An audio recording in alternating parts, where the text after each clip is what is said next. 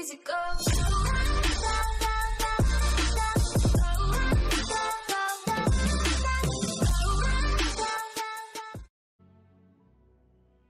Right guys, it's going to be another Nightfall solo, farming for the Sparrow. This is a strategy, it's a guide, it's not a prestige solo. It's showing somebody how to farm for the Sparrow if they haven't got it. You've only got a couple of days left. And the Sparrow does drop on normal, so with that in mind, I have a good strategy for the Hunter. Which is quicker than the my Titan run actually. It's actually probably might be the easiest class to do it on this week, solo. So for the first half of the Nightfall, we'll be using Arc Strider. We'll be using Arc Bolt Grenade, just as it's the most utility out of the three. Marksman's Dodge, because it's always handy to reload your weapon for PvE stuff. That's preference, and we're using Bottom Tree. Bottom Tree just because this is a nice perk. You can disorientate, like, you know, a mage or a key target. And this is really good. While you're critically wounded, your grenades and your melees recharge very quick, and that happens often when you're playing solo, so this procs all the time. It's really good, and that's just whatever. As long as you've got Raid and Flux on, then you're good. You can run Top Tree if you wanted, because Top Tree does have this combination blow, which I like. But like, it doesn't really matter. I mean, as long as you've got Raid and Flux, then you're good. For the rest of the Nightfall, after that, the latter half, we'll be using Celestial Nighthawk for the damage, for the boss. Trip Mine. Trip Mines are seriously good now. I don't know if they've been buffed. I know Grenades got buffed, all Grenades got buffed, but these are seriously good for damage, boss damage, single target damage. Marksman's Dodge again, that's the same. And we'll be using Bottom Tree just mainly for that. Enables precision damage with the golden gun. You need that on. If you're running Top Tree with Celestial Nighthawk, you don't know what you're doing. You need to make sure you've got that on. And for those who don't main hunters, you know, not everybody plays every class. Make sure you got Bottom Tree on. So that's the build, but with weapons, it's the usual loadout: Better Devils, Mananin, short range, long range, best two weapons in the game, primaries, and Warcliffe Coil, being aggressive with that, and a curtain call. In my opinion, the best cluster bomb rocket in the game as well. Scenes is good, but I prefer curtain call. But anyways, that's the build. As I was saying, I think the Hunter's by far the easiest class in this particular Nightfall. I mean, this is more informational. It's not just to show, oh, look at what I can do, because this ain't anything. I used to do the old prestige solos when there was a timer on. So this isn't a feat of strengths. This is just showing, oh hey, you play on your own, you don't play in a fire team, you're maybe not sure on how to go about maybe farming this Sparrow as quickly as you can on your own. This is what this is for. I don't want people saying, oh bro, this is like a Rogue Strike. I'm not really interested in that, because it isn't a Rogue Strike, it's the Nightfall. So I like to be real aggressive here in this room. There's no reason not to be. I usually like to use 1 to 2 coils, and I always like to kill the captain. As I was saying earlier, that disorientating blow, you could hit him with that melee there, blind him, and then you feel free to do what you want with him, because he does teleport a lot. Also there, I've done a quick ghost spawn animation, where you just double tap the ghost button after you've spawned the ghost. I rush this door all the time. That's your first priority, if you like. Those two fallen captains can be really bad for teleporting about. You want this area clear right here where I am. Then you can work your way up. The next protocol is mainly middle. Because there'll be a couple of mages that need to be killed to progress the next phase. Then when it changes the checkpoint like it did there, you need to rush this door. Like an audio cue to tell you. It just makes it that you can spawn kill all the fallen, especially the captains. And then the next protocol is snipers. You can maybe get away with not killing them. But what's the point if you're going to die in the process? I like to kill them really. The rest in the middle can do what they want. The charges spawned up earlier than usual. This is sub 2 minutes. Which is actually, this didn't mean, I wasn't actually meaning to go quick, but that was one of the fastest intros I've had. That.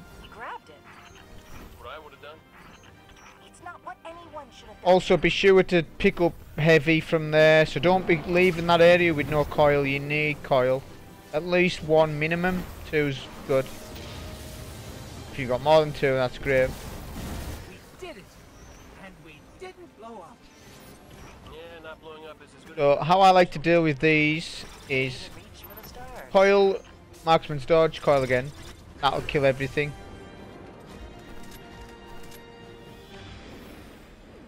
Just noticed I should have come out there with 5 for whatever reason. So yeah, be sure to pick as many coils as you can. That was a mistake there. Been able to track down Zahn. Cabal usually like to be found. This guy's no ordinary space. Obviously I've got my Nanan equipped out as well, just so that this bit's running through the corridors just a bit quicker for me, because you are farming it. Yeah, the goal is to, you know, 3 or 4 nightfalls an hour on your own. If you use these strategies that I'm showing you, you probably will get that. If the sparrows are important to you. Some people probably not. I don't think this week's been as good as the week before with the DFA. Just because it's a sparrow and it's more cosmetic. Although it is a good sparrow because it has the quick spawn there, as you notice. We're inside the ship again. Zahn can't be far now. But for those who are collectors, it maybe is important to them, so. So in this room, you go right side first. Leave your sparrow close. If you do leave it close enough, you can jump up, activate it mid-air and come back to your sparrow. Easy job. And then you can go left side. Now, the Arc Strider is that good, it can deal with all of this. So there's 2 key targets. There's a tank and there's a Cabal Major. A named mini-boss, basically. How I like to do is double coil, then super immediately, because you want that damage resistance on you as quickly as possible. You want to take that tank out as soon as you can. The Arc Strider super can deal with everything on that, and even if you're lucky, like here, I had enough super energy to take out these dogs. It's ideal. Because if you use coil to kill those dogs, heavy goes everywhere like it did on my Titan vid. And that's basically the first half of it. So we'll get the ghost spawn and we're going to switch. You totally could just leave Arc Strider on and do the boss with Arc Strider, but this is a easiness. This is trying to do everything as easy as we can. The Arc Strider, you can still die on the boss when you super in the boss, basically, because he does his fire thing. The Celestial Nighthawk's a safer option as long as you're accurate. I like to kill at least 2 turrets and leave 1 turret alive and then run to the back of the room. Don't worry about the ads. They'll fight each other. The Fallen and the Cabal will fight each other. Then when you come back here, you'll kill the remaining turret. Now what you've got to do is aggro the boss. Every time he makes like a movement, you need to look to your left. Like right now, I look to my left just in case the ads spawn. Because that's why this is the whole point of it. There's 2 more mages that's coming right now. These 2. So that's invaluable. You can then kill them, effectively spawn kill them, when usually they go up in the air, they make a nuisance of themselves. That way you just save a lot of time, and then you can rush the Vandal door.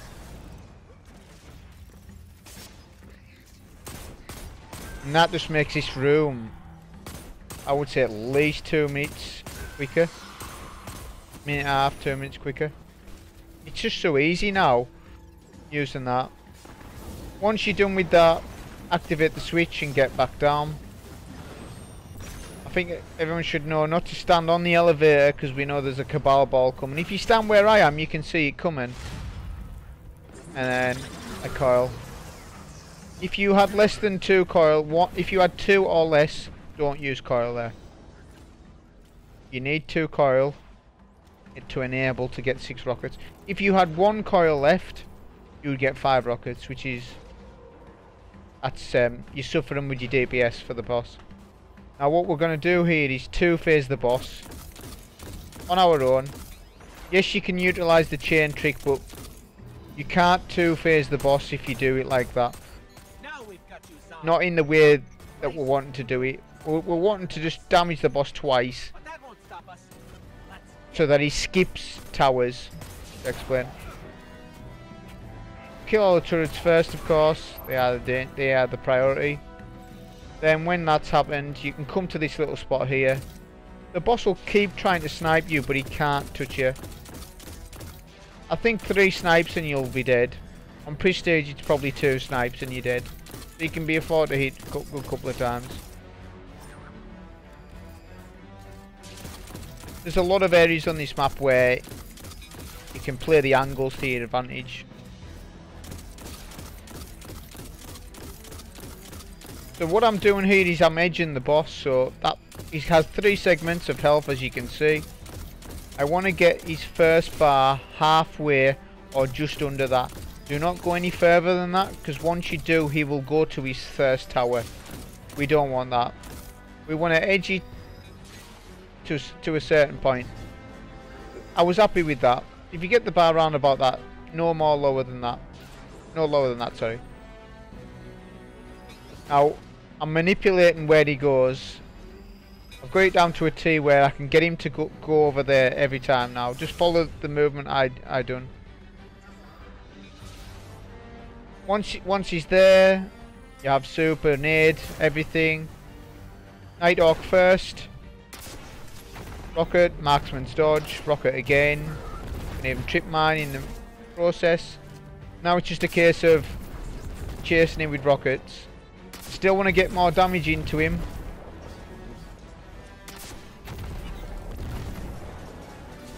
Knew he was going to jump up there, so I've saved my rocket. If you like that, you can rocket him from here, but you can dodge like that. He would, wouldn't he?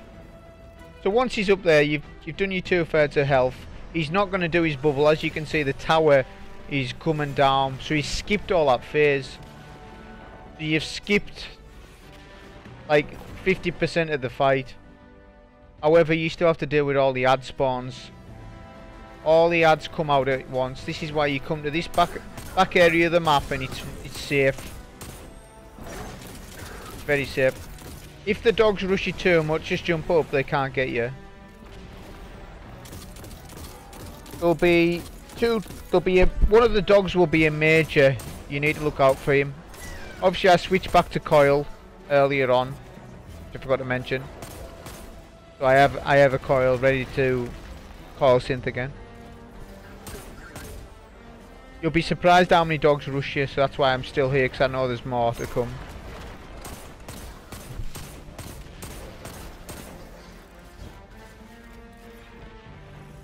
To make this strategy even safer, not that you definitely need to do this, you can coil synth right here and take down the ship, the fresher.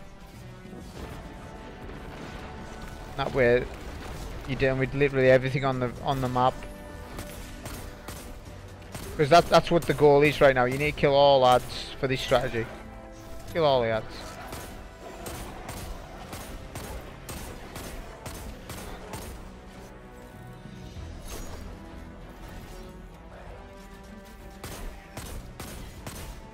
Obviously as well, we still got 3 rockets left, so you can utilise them, because we need to switch back to coil. There'll be one more major that we kill, which will give us our next coil brick. So we need to get shot of these rockets, so use them on, you know, if enemies are clustered, or the Centurions. Centurions especially are annoying.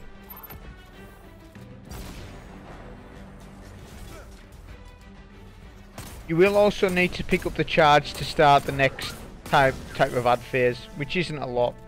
There's like 2 or 3 Cabal guys with a major, and then a Centurion and a couple more Cabal guys in the top left hand side of the map. I just drop it right away because I don't want to juggle it. There's absolutely no need to juggle it, because if you drop it, there's a timer on it and then you go back to where it is. I just decided to leave it.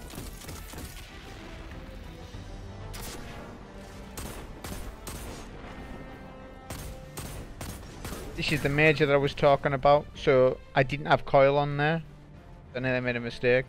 Make sure you got coil on, because if you don't, you'll pick up a curtain core rocket, which will kind of ruin the strategy.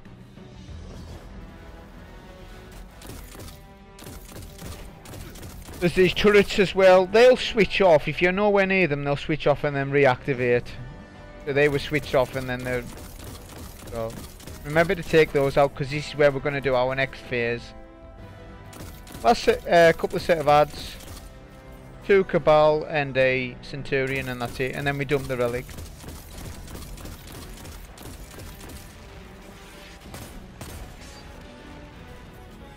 Once all ads are down, you can go back, get the relic, dunk that, and then finish the boss.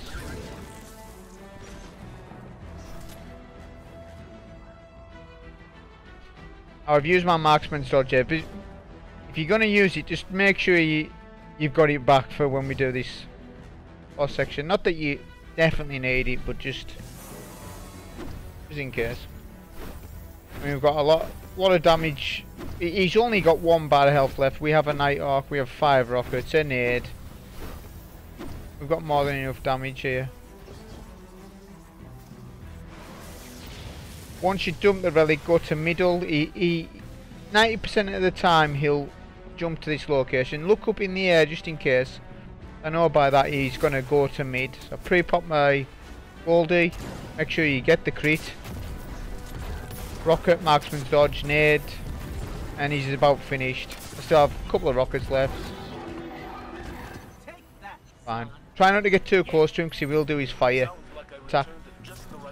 Like I say, you don't need to switch to Golden Gun, but it's a safer strategy doing that than using Axe Rider.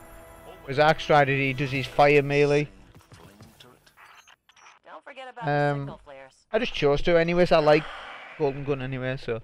But yeah, I've got that Sparrow at least 3 or 4 times. I've got it twice on this character and a couple of times on the other. So, you definitely don't need to do a prestige. For those that keep banging on about that, you do. But this is a farmer method anyways for the hunters, so at least 3 or 4 Nightfalls you could do an hour using these strategies. Hope you enjoy, thank you.